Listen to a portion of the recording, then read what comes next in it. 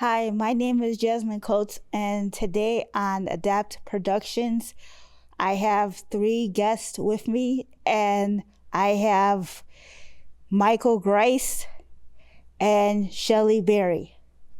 Today we will be discussing about Healing to Action and what Healing to Action and how Healing to Action program runs.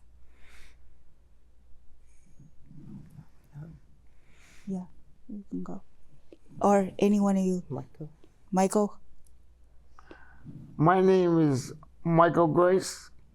I've been with Healing the Action for about 8 years. Healing the Action mission is helping individuals solve gender-based violence issues. I worked, my campaign, we worked in a particular school to help. Hello, my name is Shelley Berry. I've been with Healing to Action around 7 to 8 years, and we also work on domestic violence and gender-based violence.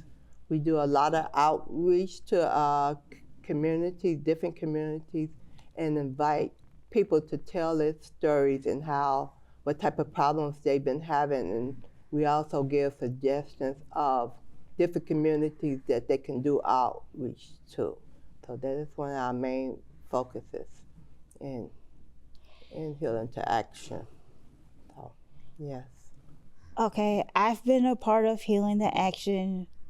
I haven't been a part of Healing the Action for very long. Like a few months, I think I've only been a part of Healing the Action, and so far I do like it. I haven't experienced a lot of stuff as well, but I can say that over the times that I have been to Healing to Action, we were at the candidates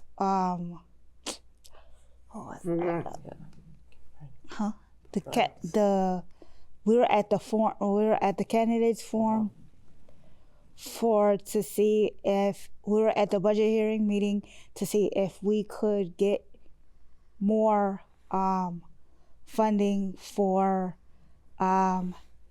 Healing to Action in order to keep running. So that's the only event that I know of that I've been to so far. But other than that, I haven't been to as many events as the rest as I remember. I'm still new at this, so. My organizer And for the last year, we did a lot of interviews with parents, students, and school officials to get out what our mission is. Because gender-based violence can happen to anybody. And there's so many different forms of gender-based violence. It could be physical, it could be mental, emotional, and otherwise. But this last year and a half, I would say,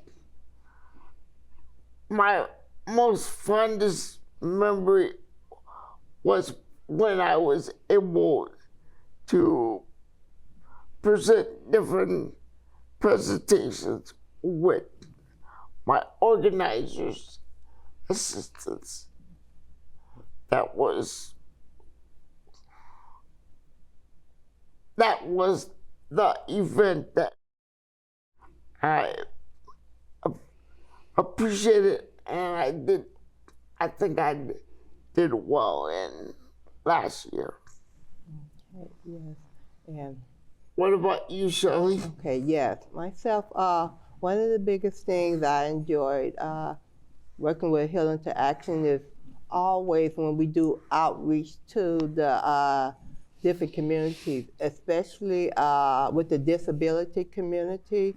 And I would say my goddad, Antonio. And one important thing I really like about Healing to Action is they have different interpreters. My goddad, Antonio is deaf, but they allow interpreters, then they have Spanish interpreters. So no one is left out. We always invite different people in. We have flyers, we make phone calls and everything like that. And Emails. what? Emails. Yeah, and emails, excuse me. Thank you, Jazmine. Emails. And our leaders, one thing, our leaders is always open. If we have any questions, we can come to them, and we can also advise people, well, look, here is where you can go, you can get any support, and no one has ever felt left out. No one has ever felt left out. So that's very important to me. Yeah, one of the events that Shelley and I did when we first started Healing the Action was this storytelling event. That was a real joyful event for me because I was able to share a story that I helped write about myself. And the other thing that I like about Healing the Action, they give a different perspective on their mission. Because gender-based violence is not really talked about in the disability movement. It's one of those issues that are swept underneath the rug. Right. And unfortunately, like Unc said, that's so true. Talking about gender-based violence, and a lot of people in the disability community, and everyone, they feel intimidated if they speak up or say anything to someone. They feel like someone, they'll be reprimanded or gone against. So many of them feel like they shouldn't say anything. Well, with Healing to Action, we always let them know, well, here's someone that you can talk to. And it doesn't have to be right now, but it can be at your time. We just want you to know that you have a support system, and when you're ready, we're here for you. So it is one of the best parts about Healing to Action. And Uncle was talking about the disability community. You see that a lot. People close themselves out because they feel like they don't have anyone to do outreach to. And even others like myself, non-disabled, if someone is going through a bad situation, sometimes they feel like they're a bother to someone, sometimes they feel like they'll be reprimanded. But with us, Healing to Action and others, feel like, no, don't want you to feel like that. We're always open for you anytime you're ready to speak to us and give them the information about it. And I think that Healing to Action is a really good program to get into. And like I said, I've only been in it for a little bit. But I do like it, and I think that it's a very good program for people to get into. I was just asked by my organizer at Healing to Action what my goal is for this year. And my goal is to do a lot more outreach.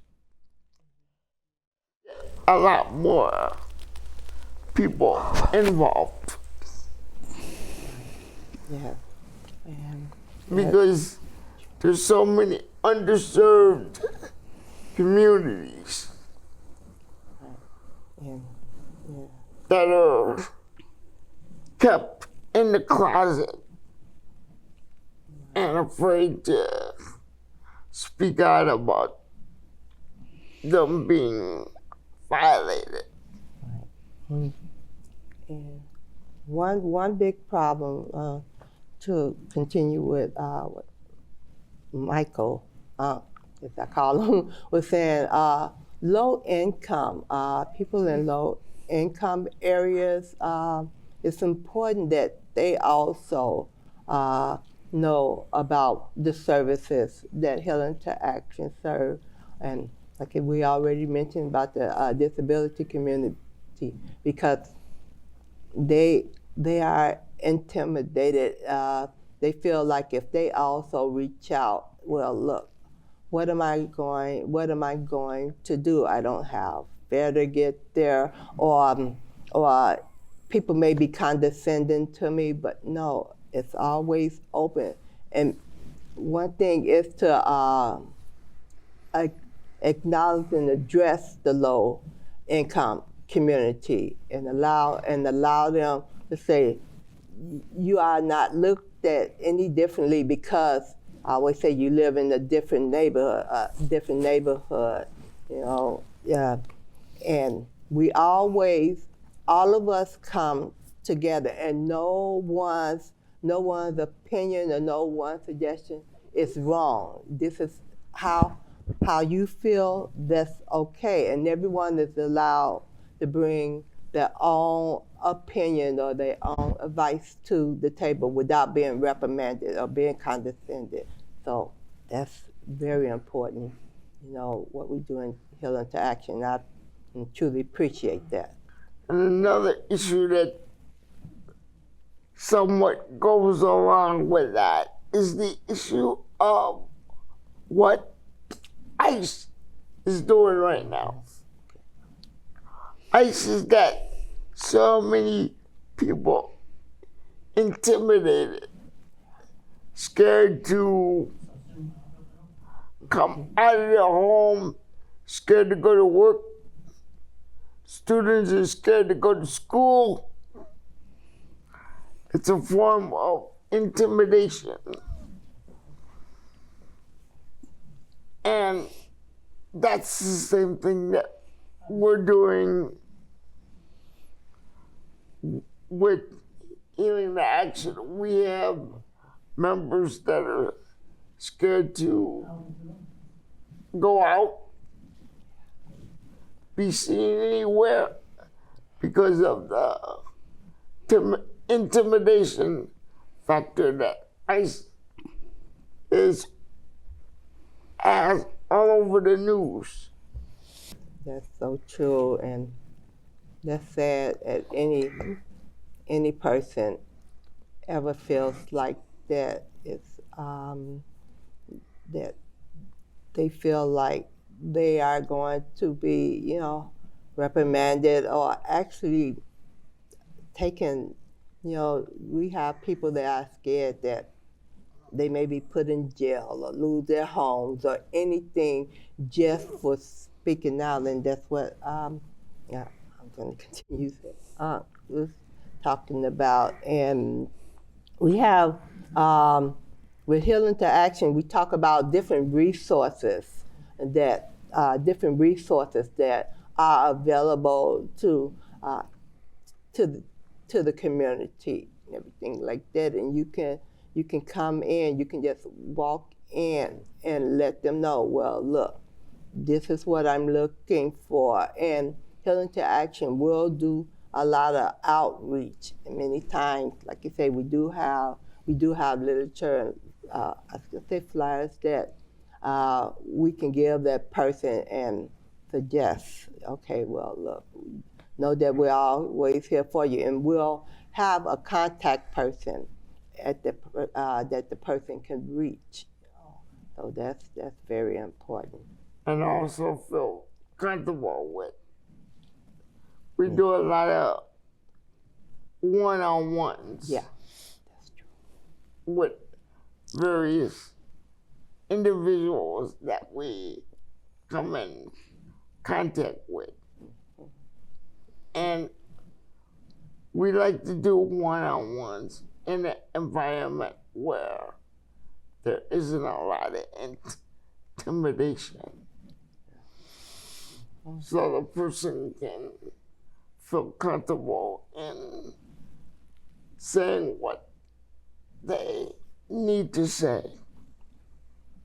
What I basically learned from Healing to Action was what I basically learned is how people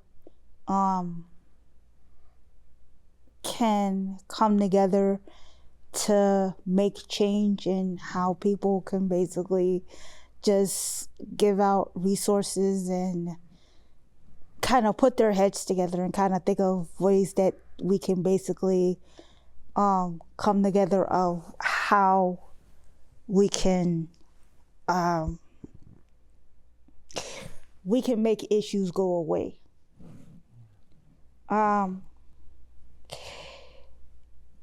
And to kind of piggyback on the ICE thing, I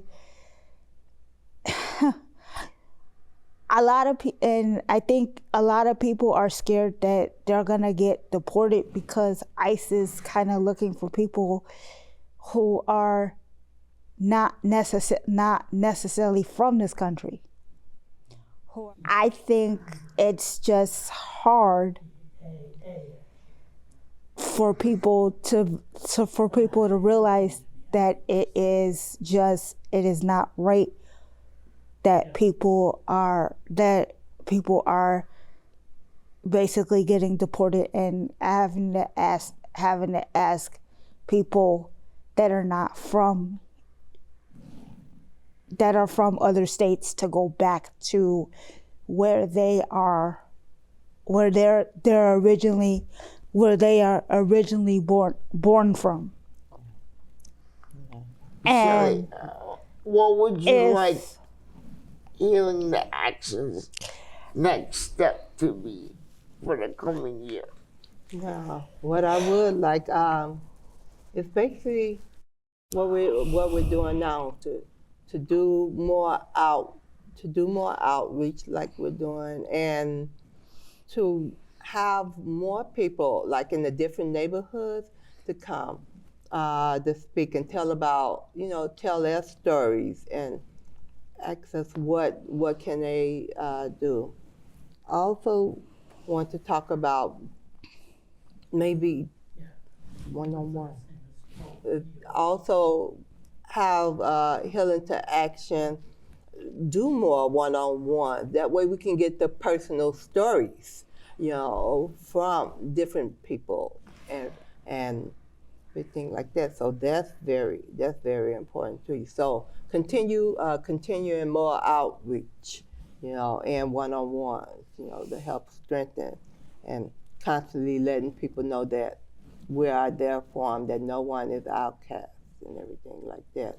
That we are very important. So basically, saying no one is left alone. No one is left alone, exactly. Nothing without us. Nothing about Wait, us nothing about us without us. Great. Great. Thank you. Great. No, you're doing Thank great. you. Jazmine. I was trying to figure it Nothing out about it. because Tom used to say that all the time. Right. It's like, that's a great point. You said it just right. nothing without us. Nothing about us. Nothing about us without us. Without us. All right, Jazmine. That's great, and that's a great. That should be point. our slogan for 2026. Right. Okay. That's a great point. I love it. When I first heard about Healing to Action, I kind of felt like I don't know, I was a little shy at first because I didn't want to. I was just a little shy because I didn't know nothing about the program. But luckily, I was introduced into the program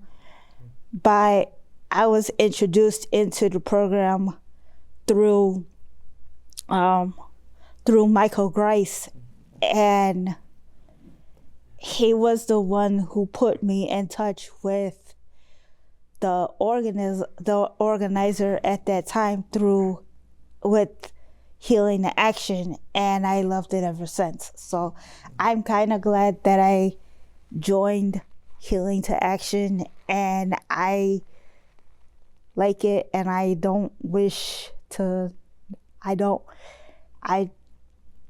just really kind of just like it, and I'm just very happy that I'm in the program. Yeah, that's great. Yes, it's important. It's a great program. All of us agree, right? And In great closing, to be involved. One of the things that's really different in my perspective is you get to learn about an issue that's not talked about in other organizations. And the perspective is taken very slow, so you understand the overall mission of Healing to Action. Right.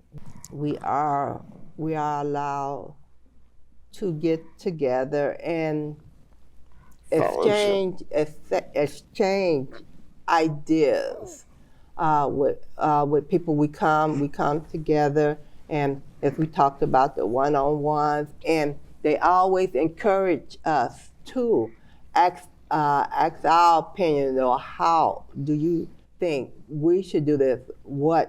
They're not dictating to us, but it's important to them that we give our feedback about different situations. So and it's not all up to anybody else. It's not all up to just the staff members to basically plan everything. It's not up to staff members to plan everything. It's up to us as leaders to plan what we want to do, or what they want to see us take a part of. Right. The leaders encourage that. So yeah. They encourage that, so that means a lot. Yeah, that means a lot with that.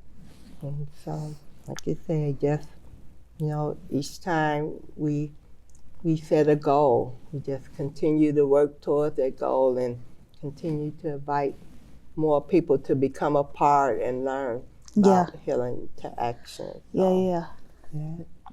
That means so much. Yeah. Okay, Jazmine, you want to close this out? Okay.